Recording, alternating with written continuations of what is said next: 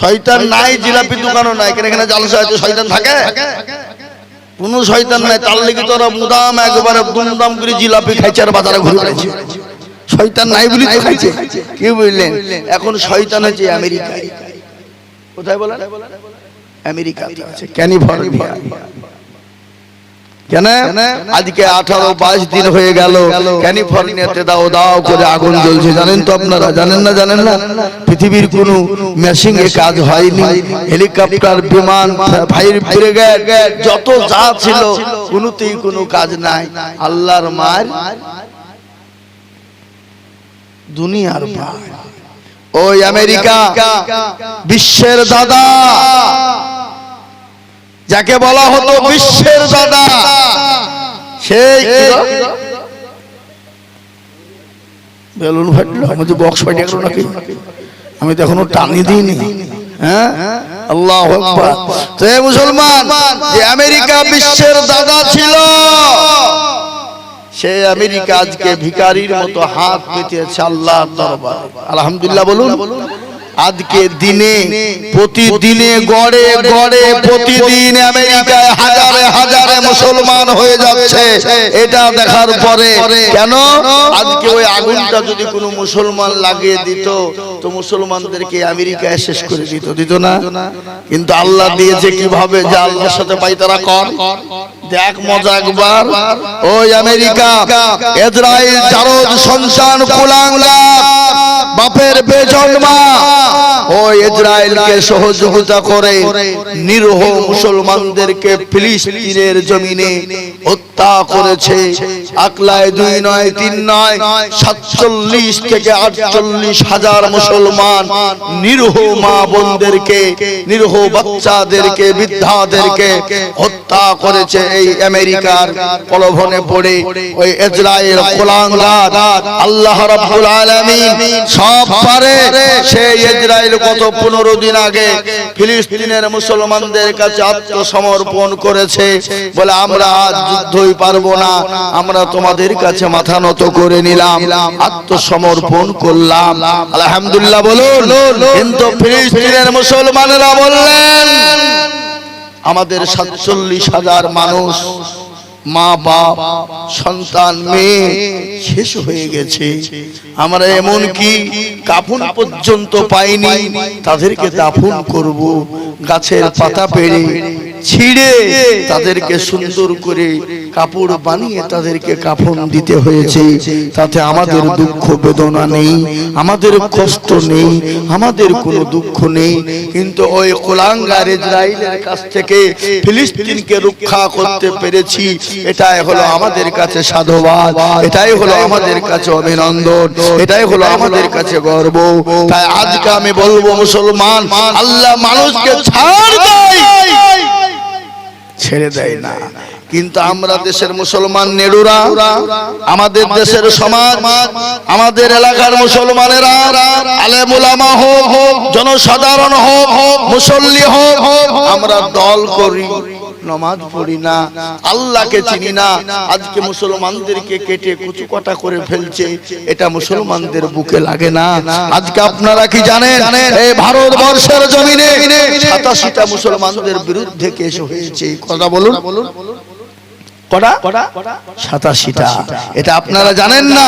আমরা বলছি 87টা কেসের ভিতরে সর্বপ্রথম মেইন কেস যেটা ছিল, যে কেসটা হলো ভারতবর্ষের যতগুলা মাদ্রাসা আছে সমস্ত মাদ্রাসাগুলাকে বন্ধ করে দিতে হবে। মহারাষ্ট্র, আমেরিকা, গুজরাট, তারপরে বিহার, পাটনা, আপনার আসাম, ত্রিপুরা, সমস্ত মাদ্রাসা বন্ধ করার জন্য হাইকোর্টে আপিল করা হলো। হাইকোর্টের যিনি জজম্যান ছিলেন তিনি বললেন আমার ক্ষমতা নাই বন্ধ করে দেওয়ার, সুতরাং ওই কেসটাকে গড়িয়ে দেওয়া হলো দিল্লির সুপ্রিম কোর্টে। দিল্লির সুপ্রিম কোর্টের আইনজীবী থেকে নিয়ে, জজ মহোদয় থেকে নিয়ে গত 25শে অক্টোবর ঘোষণা দিয়ে বলেছেন ভারতবর্ষ কেন গোটা পৃথিবীর মাদ্রাসাগুলোকে আমাদেরকে বন্ধ করতে বললে আমরা পারবো না।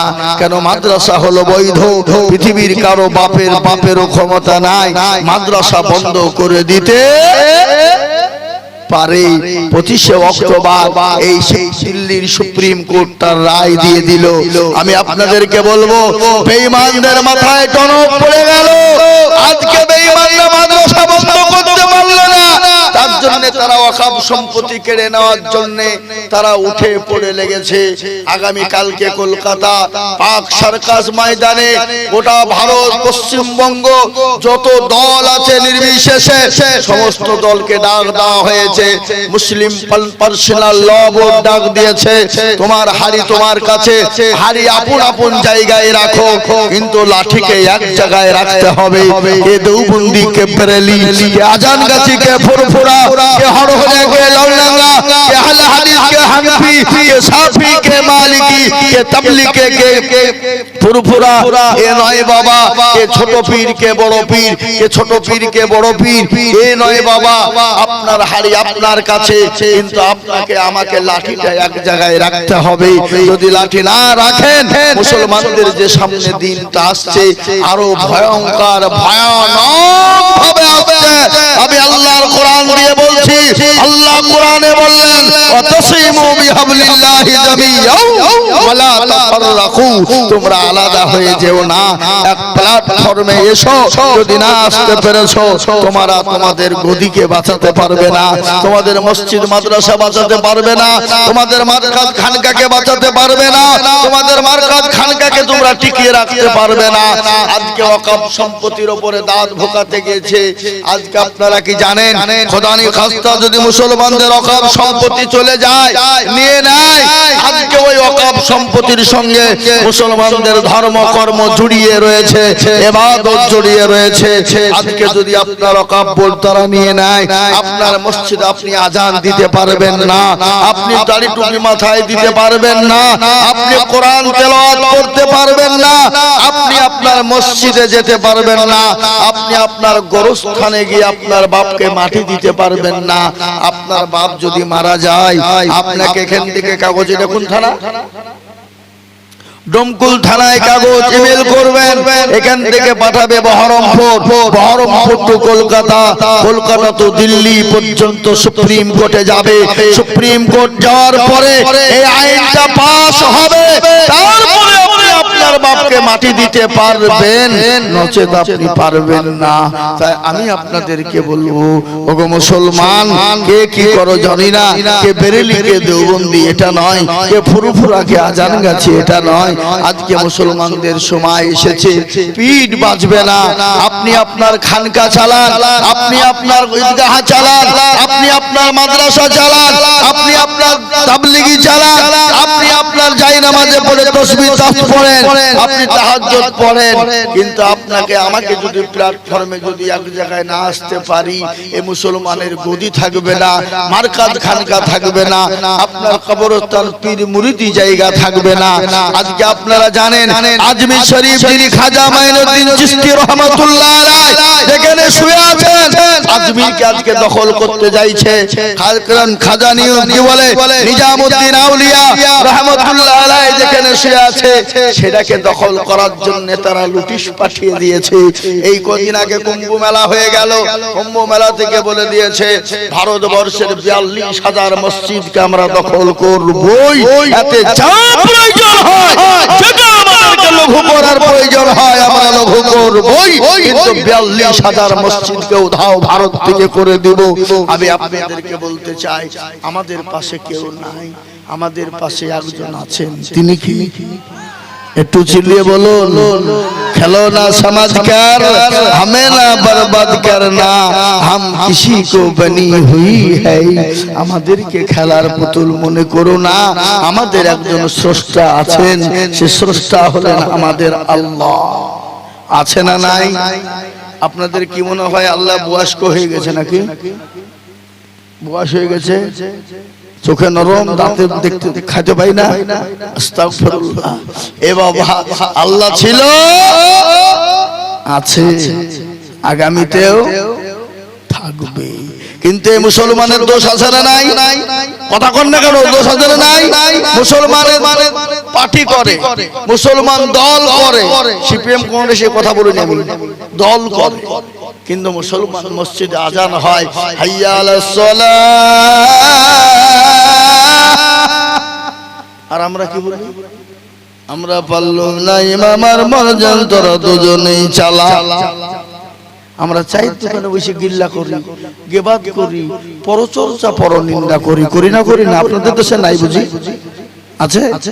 এ মুসলমান, আল্লাহর হুকুম কি? বড় হুকুম কি? জোরে বলুন না। নামাজ। কিন্তু আমাদের দেশের লোক নামাজ পড়ে? কোরআন আল্লাহ বললেন মা খালাকতুল জিন্না ওয়াল ইনসা ইল্লা লিয়াবুদুন। আল্লাহ বলেন বান্দা আমি তোমাদেরকে বানিয়েছি আমার ইবাদত করো, আমার বান্দেগি করো, আমার দ্বীনকে মেনে নাও, আমার আইনকে মেনে নাও। ও বান্দা আমি তোমাদেরকে বানিয়েছি আমার হুকুমকে পালন করবা। এই জন্য আমি আল্লাহ তোমাদেরকে দুনিয়ার জমিনে বানিয়ে দিলাম। কিন্তু বান্দা রে তোমরা মনে করো আমাদের মৃত্যু হবে না, আমাদের মরণ হবে না। ভালো করে তোমরা শোনে না, আমি আল্লাহ তোমাদেরকে দুনিয়ার জমিনে বানিয়েছি, আমার কাছে তোমাদেরকে ফিরে আসতে হবে। তোমার দাদা চলে গেল, দাদি চলে গেল, মা চলে গেল, বাবা চলে গেল, তোমার নানা নানি চলে গেল, কেউ কোনোদিন ফিরে এলো না। তুমিও চলে যাবা, কোনোদিন আসবা না। কিন্তু মুসলমান গো, আজকে মুসলমান আমরা নামাজ পড়ি না। 98% লোক নামাজ পড়ে না, 2% লোক নামাজ পড়ে। কত পার্সেন্ট? 2%। আপনারা বলুন 2%। তার মধ্যে আপনাদের কি মনে হয় যে 2% লোকের নামাজ হয়ে যায়? না, 1% লোকের কোন রকম নামাজ হয়, আর 1% লোকের নামাজ হয় না। বলে হুজুর আপনি কি করে বললেন, আপনি কি করে জানলেন? আমি আজিজুল হক বলে দিয়ে যাচ্ছি, এত জানে না, দুরূদ শরীফ জানে না, দোয়া কোন জানে না, দোয়া মাসরা জানে না, দোয়া সানা জানে না, 20 বছর ধরে নামাজ পড়ে এত কিছুই জানে না। কিন্তু বাবজি দুটো সূরা জানে, ইন্না তাইনা কুল, দেখা যায় তার মধ্যে কুড়িটা ভুল। কতক্ষণ ঠিক না ভুল?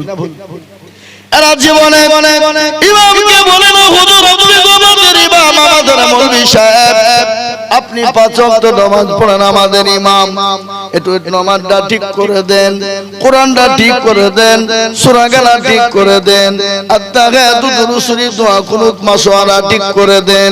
আমরা জীবনেও কোনোদিন ইমামকে বলি নাই, বলি গো? কথা বলেন, বলি? জীবনেও কোনোদিন বলি না। কেন বলি না? যদি ভাইজান যদি ইমাম যদি ভুল ধরে ফেলে, তাহলে ইমামের কাছে মুড়নি আর মাথা ভরি চলবে না।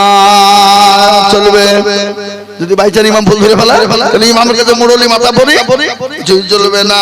আমি আপনাদেরকে বলি বাবা, ও মুসলমান, আর আমাদের দেশের ইমাম সাহেবরা জীবনেও কোনোদিন কাউকে ডাকে না। এখানে তো ইমাম নাই, ইমাম সাহেবরা পরের বাড়ি সর্বস্তোলা ভাত নাকি জীবনও কোনদিন বলে না মুসল্লিদেরকে চাচা বসেন না, নামাজটা ঠিক করে দিই, কোরআনটা ঠিক করে দিই, সূরা গালা ঠিক করে দিই। ইমামরাও কোনদিন মুসল্লিদেরকে বলে না। কেন বলে না? কারণ আছে না নাই? জোরে বলুন কি কারণ? ইমাম বলছে তোমাদের ভাগ্য ভালো, আমি ওযু করিয়া নামাজ পড়াই। কি করে? ওযু করি। বেশি কায়দা করবা তো বিনা ওযুতে নামাজ চালিয়ে দেব, সালাতুন নামাজ হলি বাকি না হলি বাকি। বিনা ওযুতে কেন বলেন তো? ইমামের বেতন তো 5000 4000। আবার দেখেন গতকালকে দিনাজপুরে ছিলাম, দিনাজপুর ইমাম সাহেবকে জিজ্ঞাসা করে বলছে হুজুর কতদিন ইমামতি করেন? বলে হুজুর 28 বছর ইমামতি করছি।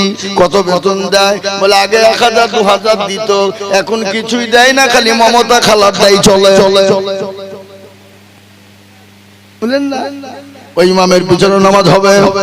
কতক্ষণ না করে মসজিদ মার্বেল বসাই, টাইল বসাই, সুন্দর করে মোজাইক দিয়ে মসজিদ বানিয়েছে, ইমাম বানিয়েছে। মসজিদ ইমামের ঘর হলো পায়খানার চেম্বারের উপরে, সিঁড়ির তলায়।